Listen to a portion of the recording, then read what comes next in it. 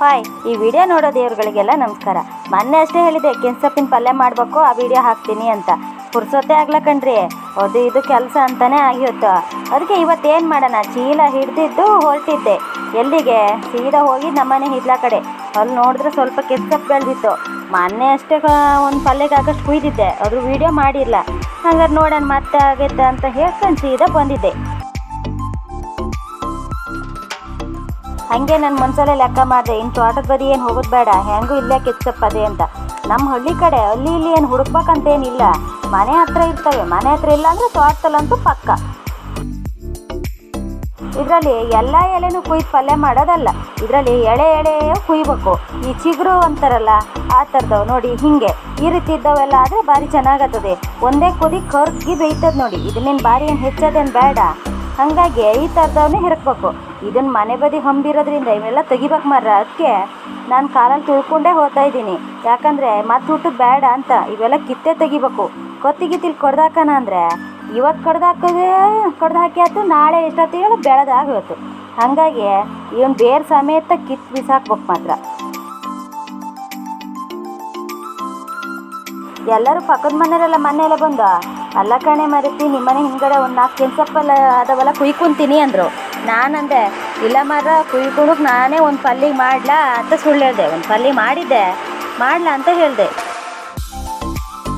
ಹಂಗಂತ ಇಲ್ಲೇನು ಬರಗಾಲ ಏನು ಹೊಡಿಲ್ಲ, ತೋಟದಲ್ಲಿ ಅದಾವೆ ಬೇಕಾದಷ್ಟು ಹೋಲ್ಸಲ್ಲಿ ಬೆಳೆದಿವೆ. ಆದರೆ ಎಂತ ಮಾಡೋಣ, ತೋಟಕ್ಕೆ ಹೋಗೋಕ್ಕಾಗಲ್ಲ, ಮಳೆ ಬೇರೆನಾ. ಮಳೆ ಈಗೊಂದು ವಾರದಿಂದ ನೋಡಿ, ಮಳೆ ಅಂದರೆ ಯಮನ್ ಮಳೆ ಹೊಡಿತಾದಿಯಪ್ಪ, ಎಂತಕ್ಕಂತ ಗೊತ್ತಿಲ್ಲ. ಸಸಿ ಬೇರೆ ಈಗಷ್ಟೇ ಹಾಕಿದ್ದು, ಒಂದು 10-12 ದಿನ ಆಯ್ತು. ಇನ್ನು ಎಂತ ಮಾಡೋದಂತ ಗೊತ್ತಿಲ್ಲ ಈ ರೀತಿ ಮಳೀಲಿ. ಹಂಗಾಗಿ ತೋಟದ ಕಡೆ ಎಲ್ಲ ಹೋಗೋಕ್ಕಾಗಲ್ಲಲ್ಲ. ಮನೆ ಪಕ್ಕದ ಮನೇಲಿ ಇಲ್ಲ ತಕ್ಕ ಬಂದ್ಕೊಂಡು, ಅಯ್ಯೋ 1-2 ಕೆಸಪ್ ಕೊಡು ಮರತಿ ಅಂದರು. ಇಲ್ಲ ಕೊಡಲ್ಲ, ಇನ್ನೊಂದು 2 ದಿನ ಬಿಟ್ಟೇ ಕೊಡ್ತೀನಿ, ನಾನೊಂದು ಪಲ್ಯ ಮಾಡೋಣ ಅಂತ. ಇಂಥ ಕೆನ್ಸಪ್ಪು ಕುಯ್ದಾತು. ಇದು ಕೆಸಪ್ಪಿ ಬೇಕಲ್ಲ, ಇನ್ನೆಂತ ಬೇಕು, ಜೀರಿಗೆ ಮೆಣಸು ಬೇಕು. ಜೀರಿಗೆ ಮೆಣಸು ಕುಯ್ಯೋಣ ಅಂತ ಹೋದೆ. ಹಿಂಗೆ ನೋಡ್ತಾ ನೋಡಿ, ಇಲ್ಲೆಲ್ಲ ಕಾಣ್ತಾವಿಲ್ಲ, ಇವೆಲ್ಲ ಕಾಕಿ ಸೊಪ್ಪು.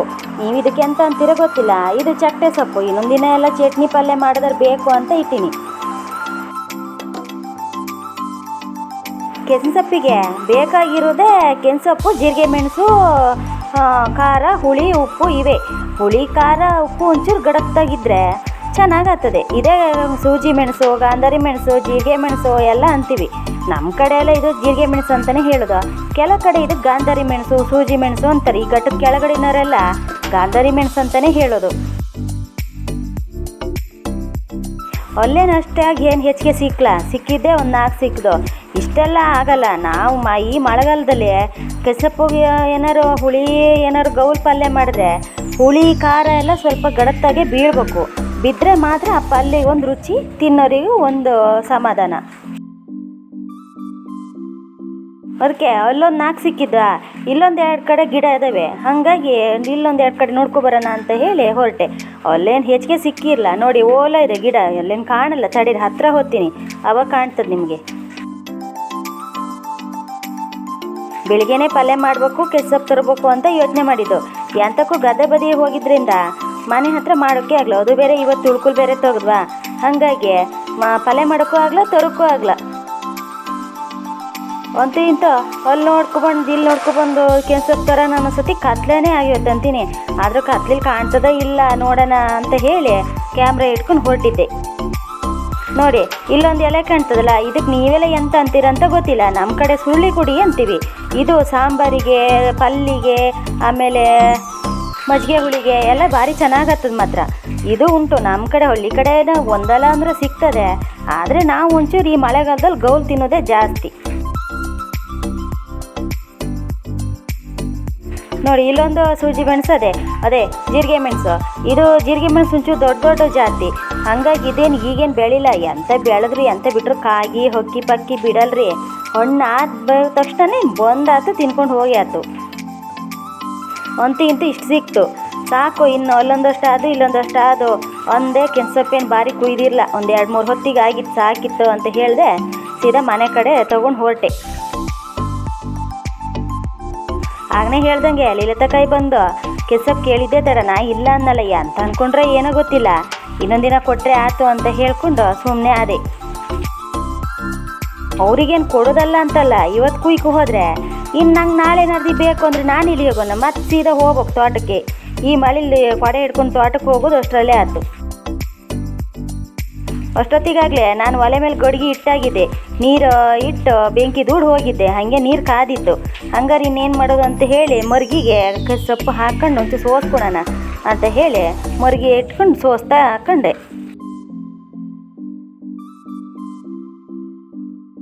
ನಮ್ಮ ಕಡೆ ಈ ಮರ್ಗಿ ಬೇಕೇ ಬೇಕು ಮರದ್ದು. ಇದು ನಮ್ಮ ಅತ್ತೆ ಕಾಲದಂತೆ ಅಥವಾ ಅವ್ರ ಅತ್ತೆ ಕಾಲದ ಏನೋ ಗೊತ್ತಿಲ್ಲ.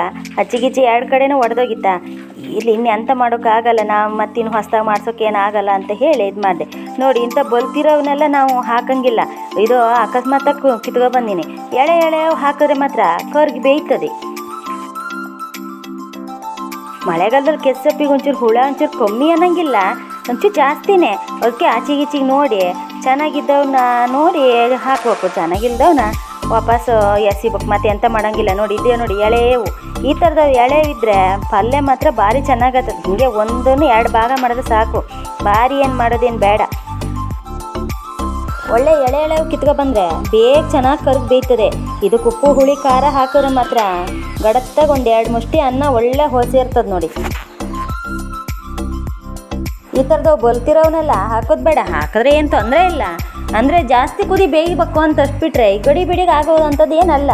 ಇದಕ್ಕೆ ಪಲ್ಲಿಗೆ ಎಂಥ ಸಾಮಗ್ರಿ ಏನು ಎಂತ ಬೇಡ ರೀ. ಕೊಬ್ಬರಿ ಎಣ್ಣೆ ಹಾಕೊಂಡು ಒಗ್ಗರಣೆ ಕೊಟ್ಬಿಟ್ರೆ ಅದರಷ್ಟು ಚೆನ್ನಾಗಿ ಬೇರೆ ಏನಿಲ್ಲ. ನಾವು ಮತ್ತು ಈಗ ಮಳೆಗಾಲದಲ್ಲೆಲ್ಲ ಕೆಸರು ಜೊತೆ ಹಲಸಿನ ಬಿತ್ತನೂ ಹಾಕ್ತೀವಿ. ಹಲಸಿನ ಬಿತ್ತ ಅಂದರೆ ನಾವೀಗೆಲ್ಲ ಹಲಸಿನ ಹಣ್ಣೆಲ್ಲ ಬಿಡಿಸಿ ಬಿತ್ತ ಎಲ್ಲ ಒಣಸಿಟ್ಟಿರ್ತೀವಲ್ಲ, ಅದನ್ನು ಅಂತೂ ಹಾಕ್ತೀವಿ. ಜಜ್ಜಿ ಹಾಕಿದ್ರೆ ಮಕ್ಕಳು ತಿನ್ನಾಗ ಒಂದೊಂದೇ ಬಿತ್ತನೂ ಸಿಗ್ತವ, ಆರೋಗ್ಯಕ್ಕೂ ಒಳ್ಳೆಯದು, ಮನಸ್ಸಿಗೂ ಒಂಥರ ಲಘು ಅನಿಸ್ತದೆ.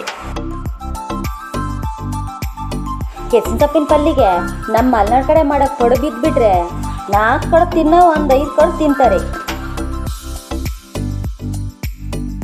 ಕೆಲವರು ಕೆಸರಪ್ಪಿಗೆ ವಾಟೆ ಹುಳಿ ಬಳಸ್ತಾರೆ, ಆದರೆ ನಾನು ವಾಟೆ ಹುಳಿ ಬಳಸಲ್ಲ. ಯಾಕಂದರೆ ಅಡ್ಡುಳಿ ಇರೋದ್ರಿಂದ ಅಡ್ಡುಳಿನೇ ಹಾಕೋದು. ನಾಳೆ ನಾಡ್ದಂಗೆ ಇಲಾಖೆಗೆ ಫೋನ್ ಮಾಡಿ 4 ಕೆಸಪ್ಪು ಕಿತ್ತು ಹೋಗಿ ಮರ ಅಂತ ಹೇಳಬೇಕು. ಅಕ್ಕಪಕ್ಕದ ಮನೆ ಅಂದಮೇಲೆ ಕೊಡೋದು ತಗೊಂಡು ಇರಲೇಬೇಕನ್ನಿ. ಕೆಸಪ್ಪೇನು ನಮ್ಮ ಕಡೆ ಬರ ಏನಲ್ಲ, ಆದರೆ ಹತ್ರ ಮುಟ್ಟಿ ಐತಲ್ಲ ಅಂತ ಅಷ್ಟೇ. ಇದ್ರ ಜೊತೆಗೆ ನಿನ್ನೆ ಮೊನ್ನೆ ಭಾರಿ ಗುಡುಗೆತ್ತಿ ಕಡೆ. ಗುಡುಗೋದಂದ್ರೆ ಮಳೆ ಗುಡುಗಲ್ಲ, ಹೆಗ್ಗಲಳ್ಪಿ ಗುಡುಗು. ಇನ್ನೊಂದು 4 ದಿನ ಅವು ಬರಗಾಲ ಹೊಡೆಯಲ್ಲ, ಎಲ್ಲ ಕಡೆನೂ ಹೆಗ್ಗಲಳ್ಪಿ ಸಿಗ್ತವೆ. ಮಾತಾಡ್ತಾ ಕೆಸರಪ್ಪ ಸೋಸೆ ಆಯ್ತು ನೋಡಿ. ಇಷ್ಟೇ ಸೋಸೋದು, ಮತ್ತೇನಿಲ್ಲ. ಹಿಂದೆ ಮುಂದೆ ಚೆನ್ನಾಗಿ ನೋಡೋದು, ಹುಳ ಹಪ್ಪಟೆ ಅಂತಾರೆ ಅದಾವ ಅಂತ ನೋಡೋದು.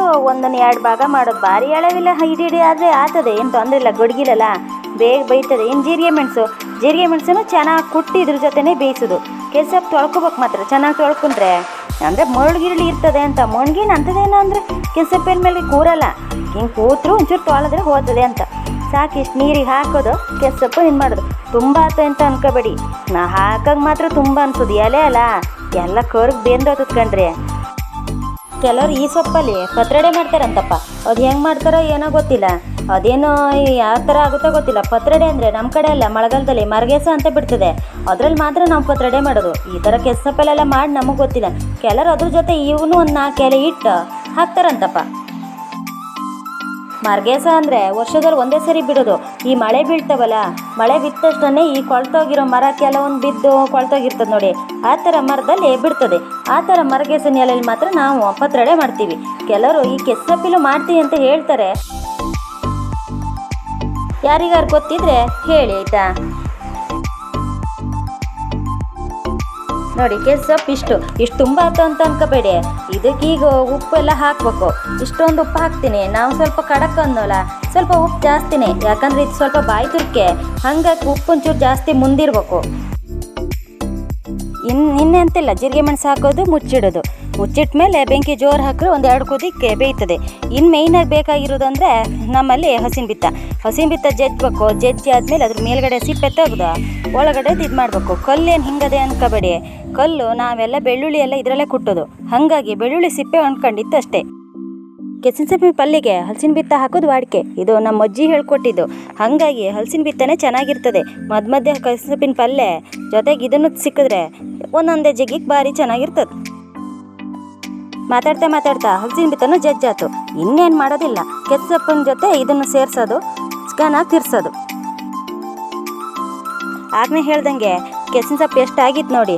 ಈಗ ನೋಡಿ ಬೆಂದು ಈಗ ಇಷ್ಟಾಗಿತ್ತೆ. ಇನ್ನೂ ಬೇಯ್ತದೆ. ಬೆಂದಾದ್ಮೇಲೆ ಇನ್ನೂ ತಳ ಹತ್ತದ, ನೀರೆಲ್ಲ ಬತ್ತಿ ಹೋಗ್ಬೇಕು. ಆವಾಗ ಚೆನ್ನಾಗಾಗ್ತದೆ ಕೆಚ್ಚಪ್ಪು. ಈಗ ಮಾತ್ರ ಚೆನ್ನಾಗಿ ಬೆಂತು. ಇದನ್ನು ಚೆನ್ನಾಗಿ ತಿರ್ಸ್ಕೋಬೇಕು. ನಾನು ಖಾರ ಸಾಲದು ಅಂತ ಒಂದೆರಡು ಹಸಿಮೆಣಸು ಹಣ್ಣು ಅದಾವಿದ್ದು ಅವನು ಜಜ್ಜಿ ಹಾಕಿನಿ. ಅದಾದರೂ ಆಗುತ್ತೆ, ಆದರೆ ಜೀರಿಗೆ ಮೆಣಸು ಸಾಲದಿತ್ತು. ಆಮೇಲೆ ಇದ್ರಕ್ಕೆ ಸ್ವಲ್ಪ ಕಟ್ಟಗಿರ್ಬೇಕಂದ್ರೆ ಅಡ್ಡುಳಿ, ಇದೇ ಹುಳಿ ಹಾಕೋದು. ನಮ್ಮ ಮಲೆನಾಡು ಸೈಡೆಲ್ಲ ಮಳೆಗಾಲ ಬಂತು ಅಂದರೆ ಹುಳಿ ಮಾಡ್ತೀವಿ. ಇದು ವರ್ಷ ಇಡೀನೂ ಬರ್ತದೆ ನಮಗೆ. ಅಡ್ಡುಳಿ ಹಾಕಿದ್ರೆ ಹುಳಿ ಖಾರ ಉಪ್ಪು ಎಲ್ಲ ಕಟ್ಟಗಿರ್ತದೆ ಅಂತ. ಅಡ್ಡುಳಿ ಅಂದರೆ ಬರೀ ಕೆಸಪ್ಪಿನ ಪಲ್ಯಗೆ ಮಾತ್ರ ಅಲ್ಲ, ಮೀನು ಸಾರಿಗೆ, ಕೋಳಿ ಸಾರಿಗೆ ಎಲ್ಲದಕ್ಕೂ ಆಗ್ತದೆ. ಅಂತೂ ಇತ್ತು ಮಾತಾಡ್ತಾ ಮಾತಾಡ್ತಾ ಕೆಸಪ್ಪು ಹಾಗೆ ಬಿಡ್ತು ನೋಡಿ. ಇದಕ್ಕೆ ಇನ್ನೇನು ಮಾಡೋದಿಲ್ಲ. ಇದಕ್ಕೊಂದು ಒಗ್ಗರಣೆ ಕೊಡಬೇಕು. ಒಗ್ಗರಣೆ ಯಂತ್ರಲ್ಲಿ ಅಂದರೆ ಕೊಬ್ಬರಿ ಎಣ್ಣೆಲಿ ಕೊಡಬೇಕು. ಒಲೆ ಮೇಲಿಂದ ಇಳಿಸಿ ಒಂದು 3-4 ನಿಮಿಷ ಆದರೂ ಗಡಿಗೆಯಲ್ಲಿ ಮಾಡಿರೋ ಪದಾರ್ಥ ಹೆಂಗೆ ಕುದಿ ಬರ್ತಾ ಉಂಟು ನೋಡಿ. ಅದೇ ಮಣ್ಣಿನ ಪ್ರಭಾವ. ಹಿರಿಯರು ಸುಮ್ಮನೆ ಹೇಳ್ತಾರಾ ಏನೇ ಮಾಡಿದ್ರು ಮಡ್ಕೆಯಲ್ಲಿ ಮಾಡಬೇಕು ಅಂತ. ಆಗಲೇ ಹೇಳ್ದಂಗೆ ಒಗ್ಗರಣೆ ಕೊಡಬೇಕು. ಇದಕ್ಕೆ ಸ್ವಲ್ಪ ಒಗ್ಗರಣೆಗೆ ಕೊಬ್ಬರಿ ಎಣ್ಣೆ ಹಾಕಬೇಕು. ನಾನು ಜಾಸ್ತಿ ಹಾಕಿಲ್ಲ, 1-2 ಸ್ಪೂನು ಕೊಬ್ಬರಿ ಎಣ್ಣೆ ಹಾಕಿನಿ. ಕೊಬ್ಬರಿ ಎಣ್ಣೆಗೆ ಸಾಸಿವೆ ಚಟಪಟ ಅಂದಮೇಲೆ ಕುಟ್ಟಿ ಇಟ್ಕೊಂಡಿದ್ದಂಥ ಬೆಳ್ಳುಳ್ಳಿ ಮತ್ತು ಒಣಮೆಣಸು ಹಾಕಬೇಕು. ಕೆಸಪ್ಪಿನ ಪಲ್ಯಗೆ ಒಗ್ಗರಣೆ ಬಿದ್ರೇ ಅದಕ್ಕೊಂದು ಮಜಾ ತಗೊಳ್ಳಿ. ಕರಿಬೇವಿದ್ರೆ ಕರಿಬೇವನು ಹಾಕ್ಬೋದು, ಬೇಡ ಅಂತೇನು ಹೇಳಲ್ಲ. ಅದ್ರ ಘಮನೂ ಚೆನ್ನಾಗೇ ಇರ್ತದೆ. ಒಗ್ಗರಣೆ ಸ್ವಲ್ಪ ಚೆನ್ನಾಗಿ ಬೇಯಬೇಕು. ಸ್ವಲ್ಪ ಕಪ್ಪು ಆದಮೇಲೆ ಬೆಳ್ಳುಳ್ಳಿನ ಇಳಿಸಿ ಕೆಸಪ್ಪಿನ ಪಲ್ಯ ಹುಯ್ಯದೆ.